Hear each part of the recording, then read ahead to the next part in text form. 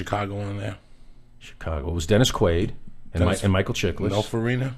Oh, that Vegas. Oh, Yeah. my God, you wrote that. Oh, shit. Vegas. Yeah. I was talking to you about the other fucking Vegas. There's been like 7 Vegases. Yeah, I was telling you about the Vegas with. Oh my God, Yeah. I never went in for that fucking show. Yeah. I didn't know what kind of Vegas it was. I remember hearing about it. It was based on a movie that Mr. Pileggi had written a million years ago about the real Ralph Lamb and his interactions with organized crime in Vegas in the early 60s when Vegas was really starting to grow and really getting bigger and bigger and bigger, and the battles between outside money coming in from the mob and old school Nevada ranchers who that had been their family's land for years. And it was such a ripe world to be explored. But unfortunately, a lot of the executives just were kind of looking for it to be kind of like a crime of the week, case of the week show. It eventually, by episode 6, turned into what it kind of probably should have been the whole time, which was this saga. But by then, the audience had gone from like 17 million, almost 18 million that it premiered to down. It was just attrition, and it couldn't be saved. And I felt bad because Mr. Pileggi, this other guy, Greg Walker, who was running it with Mr. Pileggi, really nice guys, but it didn't work out. But I got to work with Nick Pileggi. How can I complain? You know, it's funny. Didn't Pileggi have Goodfellas on A&E for a while? Was supposed to do it As a series? Yeah. Oh, I never even heard about that. Yeah, they came out and announced it, and I couldn't see it. He writes every day, Nick Pileggi. Every day, he's got stuff going on with Scorsese. He's an inspiration. I want to grow up to be Mr. Pileggi. He's the best. And now you got Scorpion. Now I got Scorpion. Look at you. I'm forgetting all the now, good what shit. is Scorpion about? Scorpion is inspired by a real-life guy, Walter O'Brien. It's inspired by his incredible intellect. He has a 197 IQ. Average is 100. You know, if you got a 125, you're pretty sharp guy. This guy's 197. Einstein was 160. So that shows where this guy is. And it's like a Richter scale. So 197 is not 37 points smarter than Einstein. It's about, 5,000 times smarter than Einstein. And he's like a guy. He's from Ireland. He lives in L.A. now. And he's super smart, and he does all this crazy shit. And he has this company called Scorpion. And he only has geniuses working for him, and they problem solve. They'll problem solve for governments. They'll problem solve for massive corporations. They'll problem solve for charities. His whole thing is I'm a very bright guy. There are other very bright people. Let's try to do some good. He also likes to get very rich. He's got Ferraris and Lamborghinis. This is the guy from Terminator? Well, that's Robert Patrick. I saw him on that. I saw the commercial. Yeah, he's on the show. He plays their government handler. Elias Gable is the guy who plays Walter O'Brien. I got called in to play a guy at a plant. 2 lines. At a plant? Yeah, like some furniture factory or something. Hey, you've been not doing the job here. Don't do your best, do my best. Yeah, I was just cutting that episode. Something like that. And you know where that line comes from? I can't take credit for that line. Don't do your best, do my best. That's Adam Carolla's famous line. And he's always saying that line. I'm friends with Adam, so I stuck it in there as a little goose to him. But that's I didn't even know you came in on that. I didn't. I was out of town. Oh, okay. They called in like on a Wednesday, and they called in that morning or something. They said, "Can you make it at between 12 and 1?" And I couldn't make it. Oh, okay. But it was like 1, and I didn't know what it was. I go, really? You want to play a fucking factory worker? That's right. That guy gets shot and killed. Yeah, anyway. right. Something happened. You get factory worker or some shit. I didn't know what they were doing. Yeah, he takes a bullet. But Scorpion is doing great. It's the new #1 drama on CBS. It's got a young, everyone wants that young 18 to 49 demographic, and normally if you can get like a 1.8, a 1.9, okay, now we're doing something here. We're well above a 4. We were average. I think we'd do like a 4.5, 4.6. It's at one point. It's I don't know. It's a blessing. It's good. It's tough right now, though. It's tough. I'm working long hours right now, but TV's very tough right now. Yeah, and TV is tough, but this show's doing really well, and so I'm doing that. And then I got the my first kids book that's out now. I Want an Alien for Christmas. It's a chapter book. It's about 134 pages. It's for like 5 6-year-olds up to about 12-year-olds. You got to read it to a 5 or 6-year-old. 7, 8, 9-year-old, they can read it themselves. But I'll tell you, you probably didn't know this, Mr. Diaz, but on December 17th, something happens with Santa Claus. He goes on a test run. He gets in his sleigh with his head elf Elvis, and they do a test run, and they check weather patterns and the navigation that he's going to use in a week on Christmas Eve to make sure everything goes smoothly. Except when he goes behind a cloud bank in the middle of the night, he smashes with a star hopper, which is like an alien version of a jet ski. And a little 10-year-old alien was playing on his star hopper. Well, they smash, the alien flips in the air and lands in the sleigh. Santa and Elvis tumble into the star hopper. The reindeer see the alien. Reindeer are stupid. They think they can run away, even though they're latched to the sleigh. They take off and crash in a small town called Millbrook Falls, New Hampshire. And the 3 Bartlett kids find the kid and find the alien and realize the alien's down here, Santa's up there. We got to switch them and save Christmas. And it's a really fun story for kids. It's already been optioned for a movie. I'm going to be producing it. I'm going to write the script. And I really, really, really, if we're really going to get this movie made, need people to buy it. So if your incredible listeners want to get a gift for a kid, a niece, a nephew, a cousin, whatever, just go to Amazon, BarnesandNoble.com. I want an alien for Christmas. Good family Christmas fun. You're an old school motherfucking writer. Like, you don't give a fuck. I'll write anything. Books, toilet paper, you don't give a fuck. I'll write anything. It's amazing. Fucking Bazooka Joe comics. I don't give a shit. Because some people I just write scripts. Some people have attitudes or whatever the fuck. Yeah. You have, and I mean, even the genres. All right, Prison Break, the Sopranos, you like the criminal world. I like that stuff, but I wrote a comic book series for DC called Sandstorm, which was a horror story set in the Afghanistan war. And it was something original idea I had. I'll write anything. Anything. You know why? Because I had a job I hated. I was in my mid to late 20s, and I was like, I'm a young man, and I feel like I'm 100 years old. When I was a lawyer, I used to say to my wife, my biggest fear is I'm going to be doing this the rest of my life. Now that I'm a writer, I say to my wife, my biggest fear is that I won't be able to do this for the rest of my life. I love what I do. I'm so happy I get to do what I do. And I like being collaborative. I love making film. I love producing film. I love editing. I mean, you were saying, Lee, that I love editing. That's rewriting. That's the best. To me, it's the second best part. The purest part is sitting there and writing it. And then editing is when you get to fix all the fuck-ups. Oh, man, I overwrote this. Let me cut those 3 lines. Oh, we can do that whole speech with a look. Let's lose it. Let's do this. Let's do that, And it's fun. And some of these editors, I mean, they're just artists. They're painters. And I get to work with incredible editors on Scorpion. And I've gotten to work with incredible editors throughout my life. I love working with great television directors. I love it. I'll write anything. I'll do anything. You want me to write you a joke, right? I'll write you a joke. I'll do anything you want. That's amazing that you...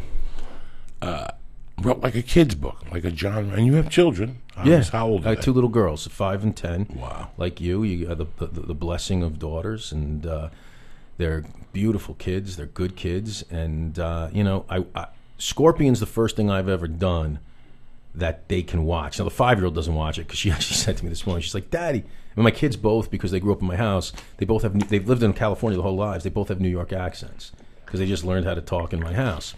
So, my little one looks at me and she goes, "Daddy, I don't understand what they're saying. I can't understand the show. I don't like Scorpion." And I said, "Okay." I go, "I get it. You don't have to like it, sweetie. That's all right." And my oldest one's like, "Oh, you're crazy. It's the best show on TV." Because she loves it. It's the first thing I've done that we can enjoy together. As a family, yeah. So that's special to me. And the kids' book is something that I wrote for them. And they love it. Because it reads like a movie. I mean, it is... crazy. There's a guy, an Air Force cadet that works at NORAD, and he notices when the sleigh crashes that there's these fire streaks in the air, and he realizes that copper, when moving at a certain speed, gives off heat flashes, and there's like 7 of them, and he connects them, and when he connects them, lo and behold, it looks just like the runner of a sleigh, and he realizes, holy shit, that's Santa's sleigh. Because when this guy in NORAD was 10 years old, he was looking up at his sky with his telescope and spotted Santa on December 17th. Santa, because he's magic. This all makes sense, right? Yeah, Santa, because he's magic, looks at him and gives him a wink because he knows that he's being watched. And this guy from NORAD goes, "Oh my God, that means I'm special." That means Santa's going to give me the best gift on Christmas. He's going to get me a Commander Cody retro rocket with optional bonus boosters because I've been so good. And then Christmas morning, he gets a fucking catcher's mitt, and he has had a hard-on for Santa for now his entire life. And now he's 27, and he sees Santa crashed into Millbrook Falls, New Hampshire, and he's like, I'm going to go get that fucker. So you got the guy from NORAD, from the Air Force, going after Santa. We got a bad shopping mall Santa, like bad Santa, like Billy Bob Thornton, realizes there's an alien in town with these little kids, and he's going to catch that alien and bring him to the National Enquirer for $1 million reward. So we got a Santa going after the alien. We got a guy from space going after Santa. We got a school bully chasing all of them, and it just becomes like a mad, mad, mad, mad world, and it reads like a movie, which is probably, hopefully, why it got optioned, and I hope we can actually make this fucking thing, because it's fun. You're a fucking savage, brother. I just got to write shit. I got to write it and sell it. I am just blown away. After I spoke to you, I read a little bit about you, and I was just a fucking attorney. Why would you quit that to It write? sucks a big dick. And I see it. It sucks. You know, I knew nothing. I did comedy for all these years, and I wrote jokes in cars. And years ago, I used to get up. About 6 years ago, I started getting up at 4 in the morning at night, and I would write for 2 hours. You know, Get up at 4. 4 in the morning. What time would you go to bed? Didn't matter. I got up got at up at 4. 11. And I started writing a blog, and I, forgot grammar. You know, it's amazing how you... Yeah. And I remember looking at the blog after a year and going, wow, that's what writing is. It's a muscle. And you have to hit it every day. Yeah. And that's how I feel with comedy.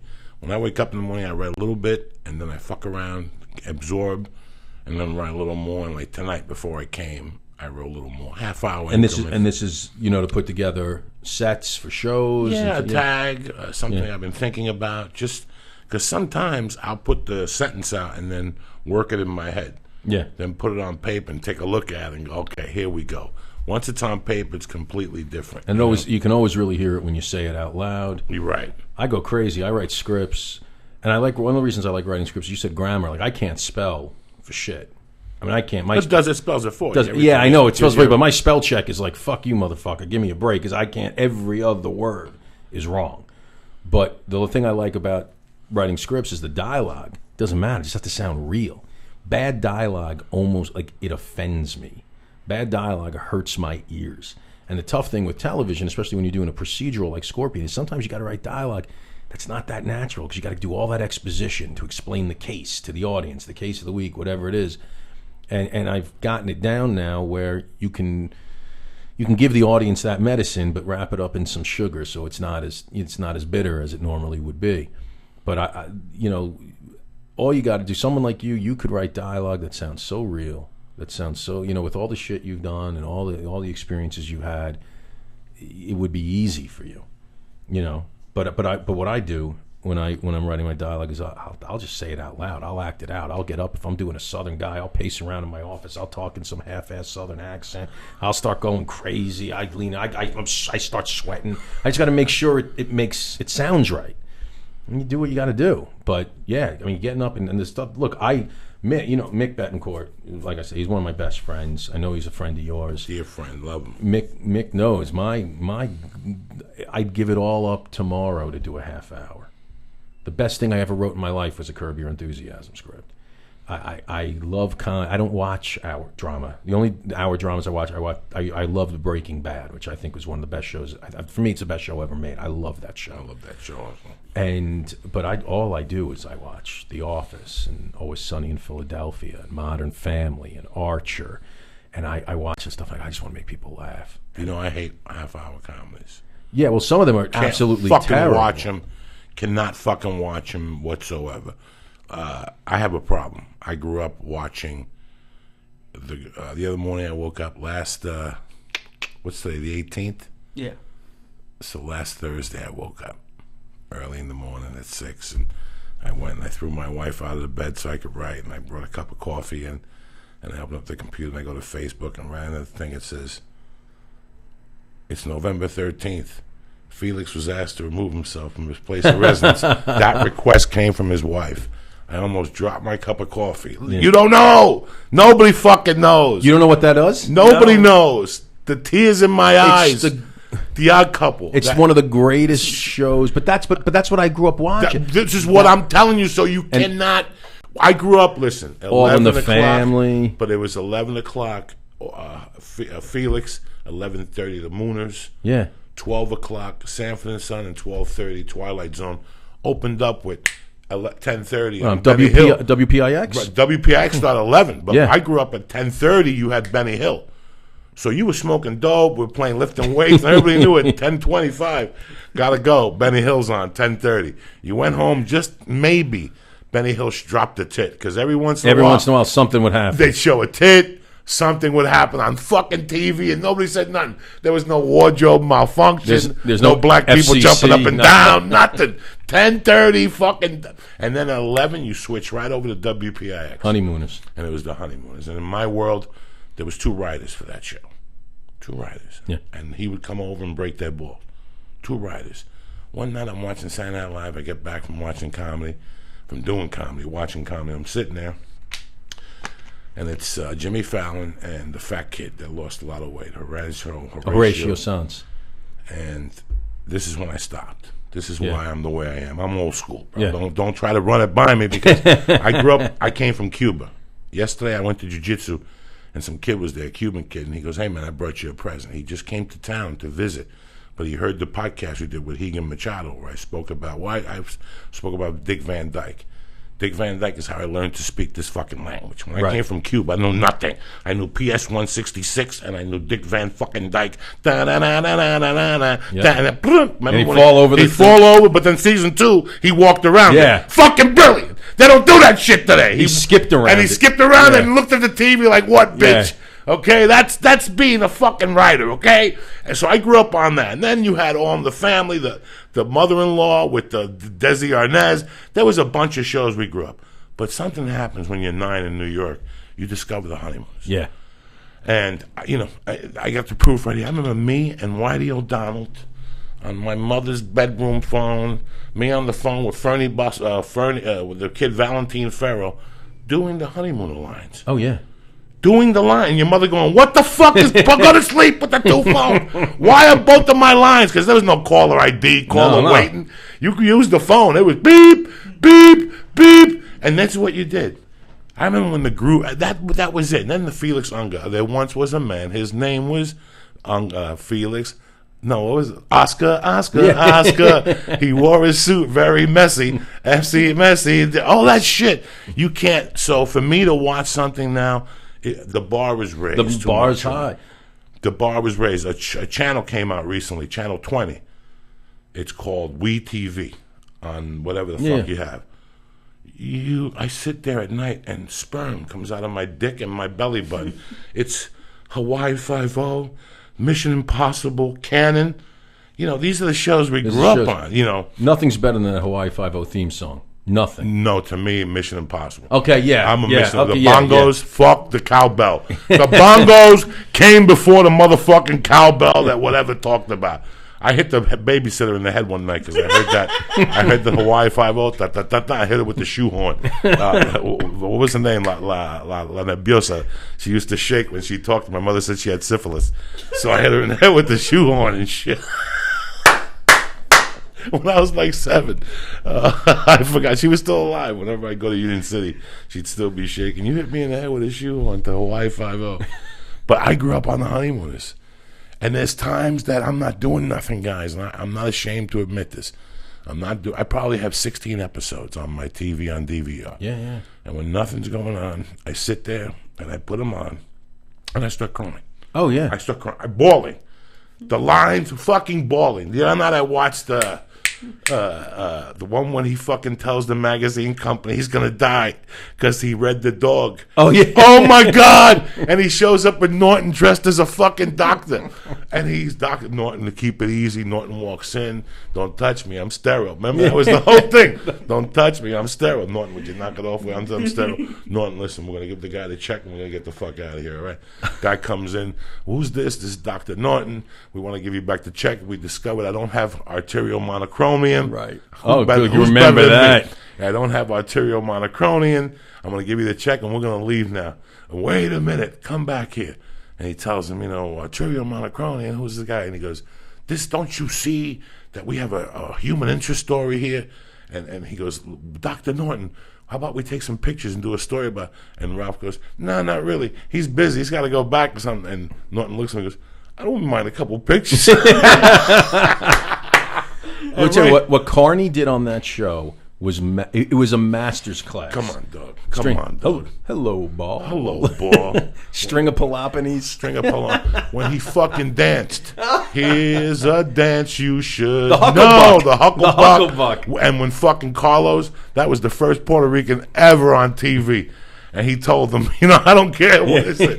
Oh, Mrs. Manicotti. Mrs. Manicotti upstairs. Mrs. Manicotti, he wants to do the mambo. Everybody out. And you, at your age, should be ashamed of yourself and shit.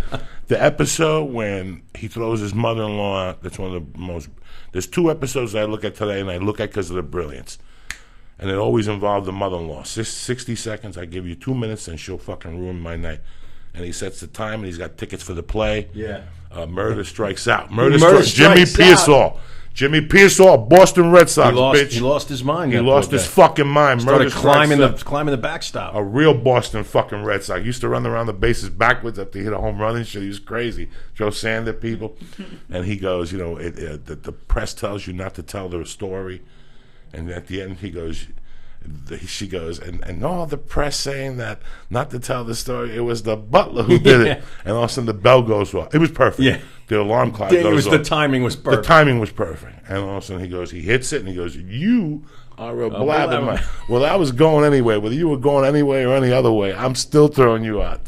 And the one when they found the suitcase filled with money, that's one of the best written TV episodes of our day. You know what one killed me? The one that made me cry. Killed me. Not cry because funny. When they adopted the baby and had to give it back.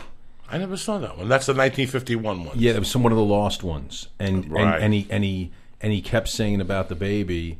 They adopted a baby. They finally had a baby, and he's so proud. And Alice is so happy. And then the mother who gave birth to the baby decided, I can't do this. I need my baby back. And Alice is like, Ralph, if we love her this much, imagine how much she loves her. And Cramden's pacing back and forth. He's like, I don't care. It's my baby. I'm in love with her. She can't have her back. It's my kid. I'm in love with her. And he's just going over and over. And it's heartbreaking. And they give the baby back. It's like a dramatic Honeymooners. It'll kill you. And that's the one that always stuck with me. To me, he's always been one of the best. And you said it, Norton. Carney was a master's class. That's the thing that I realized when I started. I was, a kid, and I was, in elementary school or late elementary school when I started watching it. And it was when my dad on a construction site, someone showed up one day, selling TV radio combos that fell off the back of a truck, and he came home and when I say the screen was this big, it was like 2 decks of cards on top of each other, and it was this big, and then there was a little radio next to it, and he got it for like $10, $20. He gave it to me. I thought I had the world.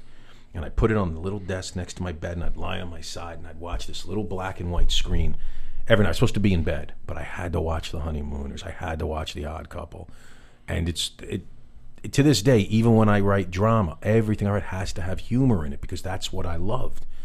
And I remember watching The Honeymooners and having this epiphany of, oh my God, all the shit I've been watching that hasn't been doing it right has been stealing. All the shit, all the jokes, the pratfalls, the moves that I saw in Three's Company in 1977, 78, whenever the hell I saw it, it was all stolen from The Honeymooners. They just did it badly. All the crazy, he's the original crazy next door neighbor. He's the first Kramer. All that shit. And The Honeymooners just laid the platform, the blueprint for everybody. And everyone's tried, no one's gotten it. And it's just, you watch it, and it to this day, it's one room, an icebox the size of a shoebox, one window, one door, and God bless them, a chest of drawers that seemed to have everything they needed in those drawers. Anything they ever needed. A pad and a pen was in there. An extra shirt was in there. If they needed a deck of cards and a pair of dice, everything was in that, and that's it. And a table with a couple of chairs. That was it. And they made masterful storytelling. Week in, week out. Yeah, I love that show. The Christmas episode. The fucking food with the Chef of the Future when they were going to cut the slices Chef of and the dices. Chef of the future. Chef of the future. Who are you? Chef of the future. Can it call a apple? I mean, just shit that we still fuck around with people. The tax one, it's just... But the one, who was the guy when they're at the pool hall? Oh, and the my boxer. friend, was it my friend Harvey? Yeah, my friend Harvey. Is even bigger than me. I got a friend Shirley. It's bigger than you. So good, man. Let me give some shout outs here. Yeah. Get you the fuck out of here and do our thing. I don't even know what the fuck we're going to do. How you feeling? I'm pretty high. See, I gave you a nice little edible. Look at that. Look at the shape of him. Look at him. He's so happy. Yeah, this is okay. He got said he was going to give me mushrooms mushrooms too. But He's sitting there thinking, he's like, when's this guy going to shut the fuck up? No, this is what we do, brother. No, I know, Let me this tell is you something. amazing. I'm going to tell you something. If what we do on this show, I got a second chance in a lot of ways. And you are the fucking epitome of stories for this. This is what we do on this Okay, great. podcast. You know, people email every week that they're unhappy. They don't know what to fucking do. You know, when you tell your story, everybody goes through this. Yeah, And everyone. there's some people that have the balls to do what you did, or not even balls, or there's people who are just scared. And they'll live their life till they're 50, and one day, you know, you weren't scared. And Yeah, it gets. Well, I had to do something, but I tell anyone, like, when people get depressed or say I was depressed, you just say it'll get better. You got to just push through it. you got to and do hope something it gets yourself. better. If Yeah, you sit there and take the windfall, that's what's going to happen. But if you get up and do something about it, it's a beautiful story. You know, you've been writing all these fucking stories. Write a fucking story about yourself, counselor. That's what you got to do. Write one about yourself. Forget all this shit with fucking Martians, fucking scorpions and shit. Joey V. DiStefano, Joe Ando, Tommy Easter, James Melloy, whatever your fucking name is. Albert Jimenez, you always got to throw a Puerto Rican in there. Michelle Clifford, I love you, dirty bitch. Amanda Taylor, I love you too. Thank you for torturing Lee today. Ross Dude, stay black. And Madison Ray, you sexy bitch, I love you too. Nick Santora has been a fucking trip here. Lee, what do you got to say about this? Did you learn something today? Yeah, no, it's I actually had a question for both of you guys. How do you guys deal with, like, Nick, like, you love all the shows you worked on, and like when they not get all of them. I just won't tell you which ones. Well, even the ones you didn't. What is it like when they get canceled? Like, what is it when like a job like that ends? The one that hurt was Breakout Kings, because Yeah. that show was the highest testing pilot FBC, Fox Network, had in over a decade. Tested through the roof. And they picked up 2 shows that tested substantially lower than we did. One show got canceled after 2 episodes, and the only reason it didn't get canceled after 1 episode was because if it got canceled after 1 episode, they would have looked like total fucking idiots. So it got canceled after 2 episodes. The other show got canceled after 13 episodes. Our show got picked up by A&E, which never happens. You never have one network say, well, we're development execs. It's our job to develop TV ourselves, and we're going to admit to our corporate bosses that these other people did a better job than we did, and we should buy their cast-offs. I mean, it's career suicide. But they loved the pilot so much, and it tested so high, A&E took it, and it proceeded to then set the record for the highest debut at A&E. It ran for 2 seasons with Dom Lombardozzi, and that was around the time like American Horror Story started getting popular, and the people at A&E said, you know what, we got to go genre. We got to go genre. We got to move away from cops and crime. In the meantime, Breakout Kings, if you watch it, just watch the pilot.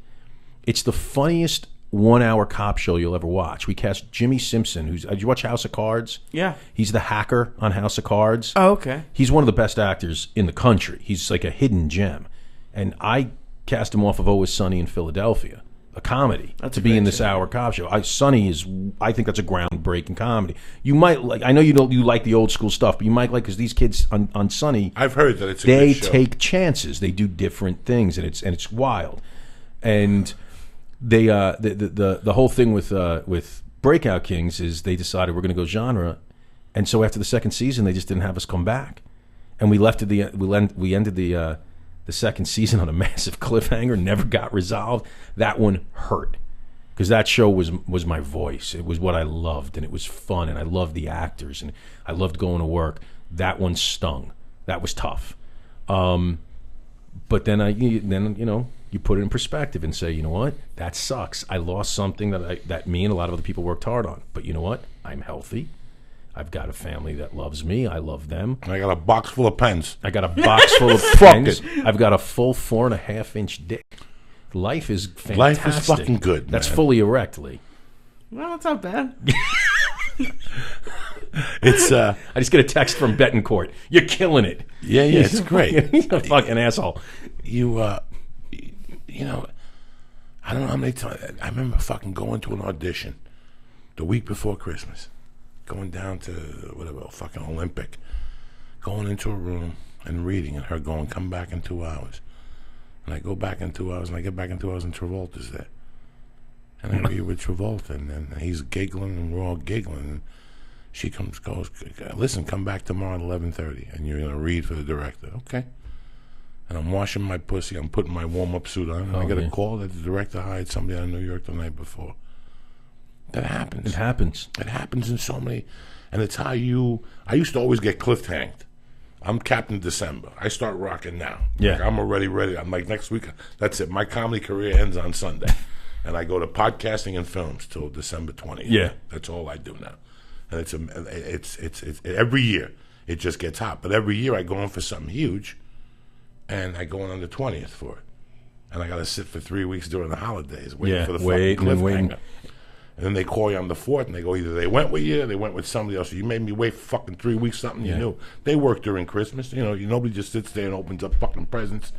So there's been all those situations, but then I've also been on the other side of the coin. Yeah. I also know what it is to go in and get it right away. And it's, you know, a couple of years ago, I got a call at 1 in the afternoon. "Joey, they're looking for somebody on Ivor for an Italian Sprint commercial." Fucking walk. When can you walk to an audition? Yeah. When can you fucking walk to an audition? I walked, went in, read, walked out. The next day they had callbacks. I didn't get called back. I was depressed. They gave me the fucking commercial 3 days later. Yeah. I made a ton of fucking loot. I walked to a commercial. You know how many times that happens? Never. Yeah, is it weird being on that side? Like, are you involved with auditions? Because Yeah. I've been working with them for 3 years, and I hear, "Oh, I didn't do this well. I didn't like the way I did it," or just. That's the worst part of the process, Lee. To be honest, the worst part of the process for me, the thing I like the least about my job is casting, for a couple of reasons. One, 30 people come in the door. Every single one of them is talented. You don't get into that stage of the auditioning process unless you're talented, unless you're immensely talented. And there's only one job. You got a 29/30th chance of losing when you go in. Two, it's not, at the end of the day, my final call. I might be a showrunner on a show, but there's networks people, there's studio people, there's a million people that are involved, and you know, you have a very strong voice, but you don't always get to make the final call. Right. And I hate seeing people, and sometimes someone will come in and just kill it, crush it. They're amazing, but you know what? They're 4 inches taller than the male lead, and we need someone shorter than the male lead, and the male lead's only 5'8". So we need to get a woman 5'6" or smaller. And you had a woman who came in who was, 5'11", and she was amazing, but you can't make the leading man look tiny, and that's the note you get from the studio. And there's a million reasons why an actor doesn't get a role. The last reason on the list is, which never comes into play, is you're not talented. It's always the wrong look, the wrong this, the wrong that, but it's never, "Oh my God, your read was awful." Everyone comes, they do it a million different ways, and they're all interesting, they're all good. You want to give 30 jobs to 30 people. That's the part I don't like. Yeah. And it's because I do that. I audition all the time. I run around town with my little fucking knapsack full of stupid stories and go, "Hey, you want to?" It's auditioning. Every time I pitch a story, I'm auditioning. Right. And the worst part of anything like that, like even job interviews, is not like they don't call you usually when you don't get a job. So like, and it's like it's just awful not knowing. Like, do you ever call an actor and be like, "Listen, you did a good job. It just the network said no," or I actually have done that. Oh, yeah. It's rare, but I've called their agents and I said, "I just want you to know, your client didn't get this job, but they crushed it, and I want to keep them in mind for other stuff. They were perfect. It was this thing, it was that thing. They want to go a little older. They want to go a little younger. They now the studio came in and said they want the guy to be black, and you could be as good as actor as you want to be, but you can't be black." That's the worst. That happens a lot. Okay, everyone just heard it. Joey just said black people are the worst. No. He said worse than that. I've had 3 or 4 situations early on when I was learning to be an actor, when I had a manager who was very aggressive. And there was one job in particular that they probably saw me 4 times in 5 days and then said that they switched the character to black. Or the other way around. I've known black people who've been in for 2 weeks, mind-breaking pilot, and they switch it to a white guy. Yeah, it just happens. I meant it like that. It just happens. No, you said what you said. You don't like black people. I don't like when I go in for an audition, the first thing they ask me is, how tall are you or what do you weigh? That's it. I don't like that. That's pre-qualifying. You're done. They just asked you to kill it. You don't even know what the fuck to say. And it says, and who the fuck cares? Come in and become the character. I don't give a shit if you weigh 150. No, but that's why you're saying that I can't go in to play opposite Tom Cruise if he's 5'6". You follow me? I know somebody who did the movie about the music down in Miami. He was his double. Oh, the Rock of Ages. Rock of Ages. He was his body double. He was telling me it's amazing how fucking tiny the guy was. It's how skinny, the whole fucking thing. So, I always knew I've never taken an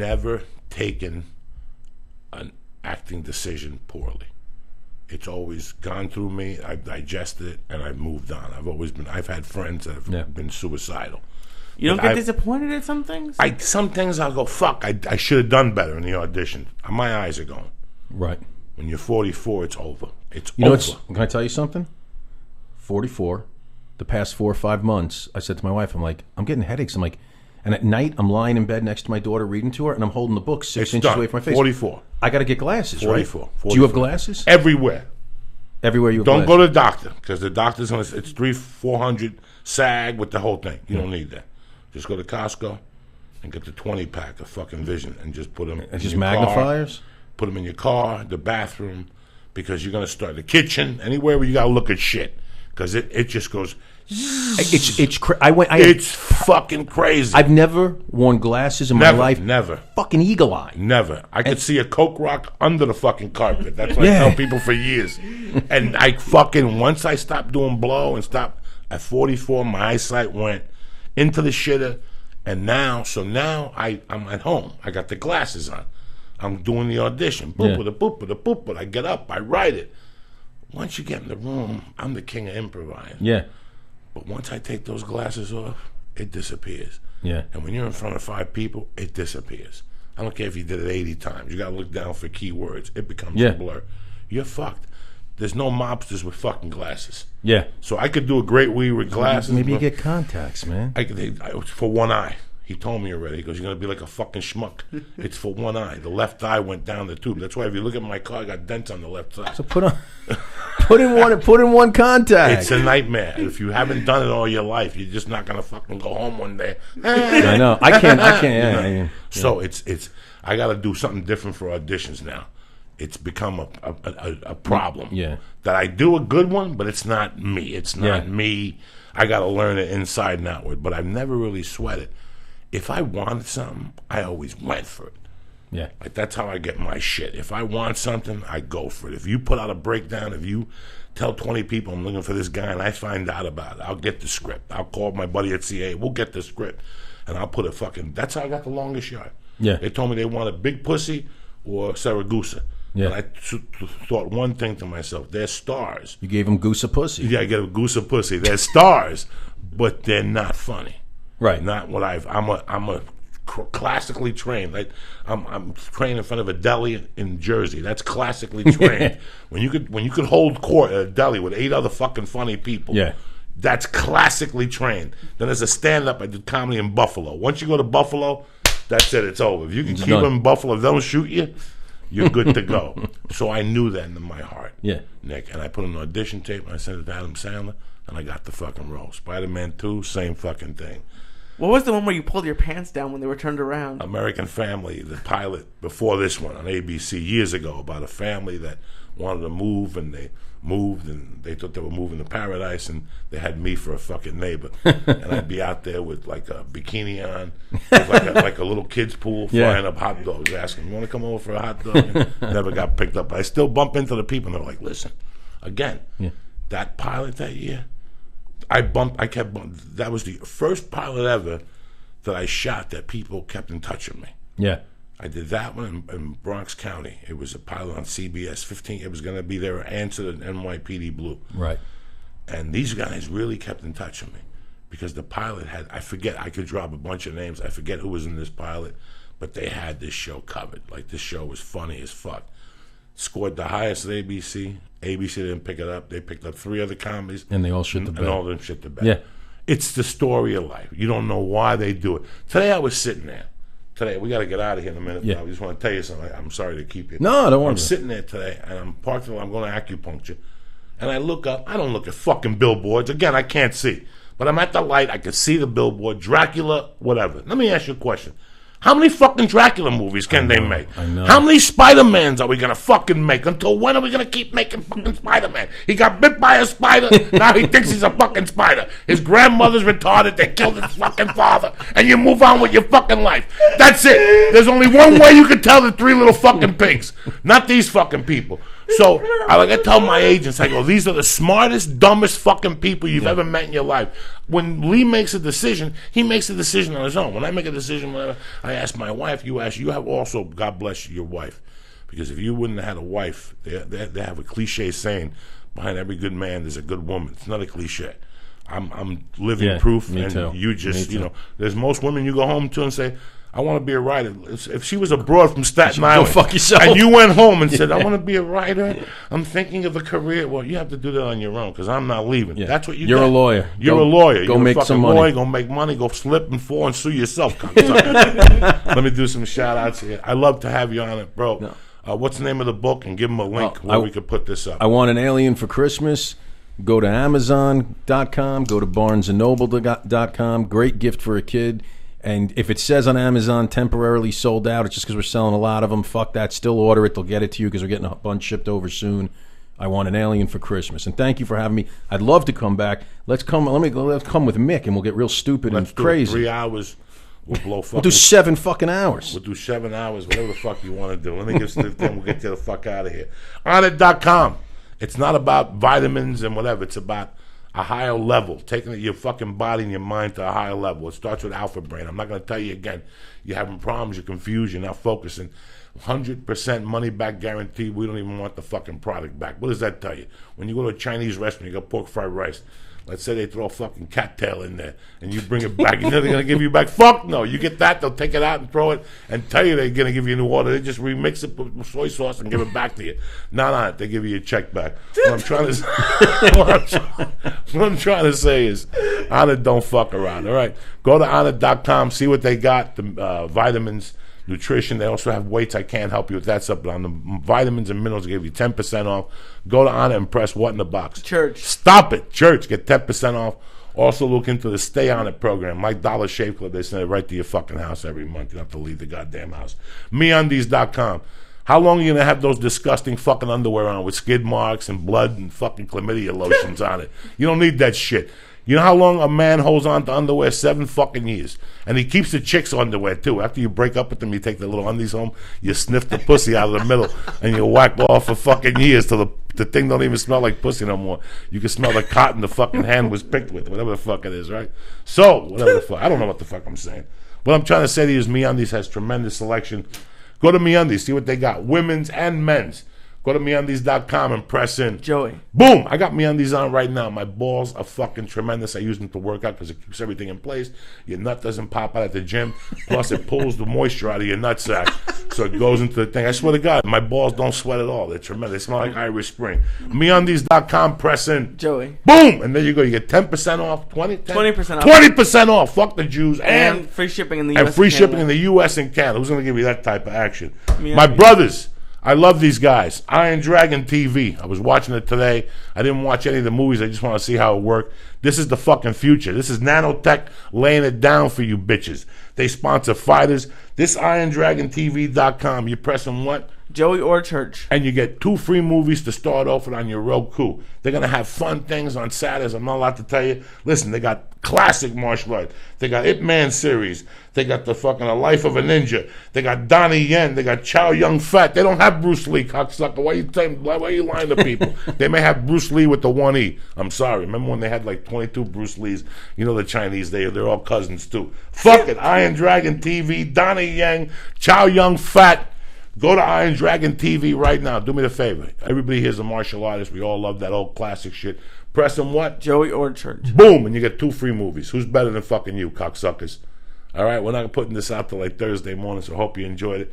Nikki S., who's better than you? The best story on Hollywood. Nah, you guys are better Fuck than me. this shit with all these suicide kings. It's all over. When we leave here, I'm calling you Monday. We're writing your story. I'm going to play one of the guys that slips and falls. I'm going to play one of the guys that slips and falls. You take him to the hospital. You help him out. Lee, what's up with you, cocksucker? You're selling shirts. You got the blog. Lee lost 70 pounds. He's been walking. Are you serious? Yeah, in like 5 months. Thank you. That's fantastic. I'm trying. I put on 25 pounds since the pilot. Did you really? Oh, yeah. CBS, it's so easy when you're working in it. I never. That's what killed me. I was always a bit like fat, but like when I went to school in Boston, I walked around. I came out here. Wait, stop lying. And was in an office. Started dating a Mexican woman. You're a fucking Jew. You guys got the worst fucking diet in the world, so you started dating a Mexican chick and you went bananas. Yeah, of course. You started eating pussy and enchiladas and you couldn't fucking stop, okay? And your pussy. And your pussy. It's not bad. That's what happened. This guy's a filthy Jew. You know these Jews. They try to be all right around Jewish chicks, but once they get around a Puerto Rican or fucking Yam broad, they lose their fucking mind. That I did not know that about the Jewish people. Yeah, my girlfriend before this one was black. Yeah, he's a freak. These Jews are... You've never dated a Jewish girl? For what? No, I don't think so. No. I've dated many Jewish girls in my life. They're lovely people. I love them. I love wonderful Jewish girls. Jews don't like... It's like me. I'm Cuban. I would never date a Cuban chick. They drive me crazy. See, I'm Italian. I married a beautiful Italian. Did you really? Nice you and copacetic. Red hair? No, but old school? No, you never know. When I had hair, red hair. You have red hair? I was auburn. I was actually quite delightful to look at back in the day. You're one of those red Italians. Yeah, not anymore. Now I'm a big, fat, bald You're a beautiful man. Thank you very much. You got a beautiful story. You got balls of steel. Something a lot of people forgot in this fucking country. Thank you. No. Your success does not surprise me. It's balls, brother. I had a lot of good fortune, but thank you for having me on your show. Stay black. The Ugats brothers coming up next. Lee Syatt. Get it together. We're going to Comedy Store. What are we doing? Okay. All right, let's go. We got to go in 5 minutes, so get it together. I love you guys. Stay black. Put that music. What's the music? We're playing the Beatles, but I have to read the ads first. All right, take your time, but hurry up. Show is brought to you by Onnit.com. Use code word church to get 10% off of any of the great products like Alpha Brain, New Mood, ShroomTech Immune, ShroomTech Sport. Show is also brought to you by NatureBox.com. Oh, we didn't talk about NatureBox.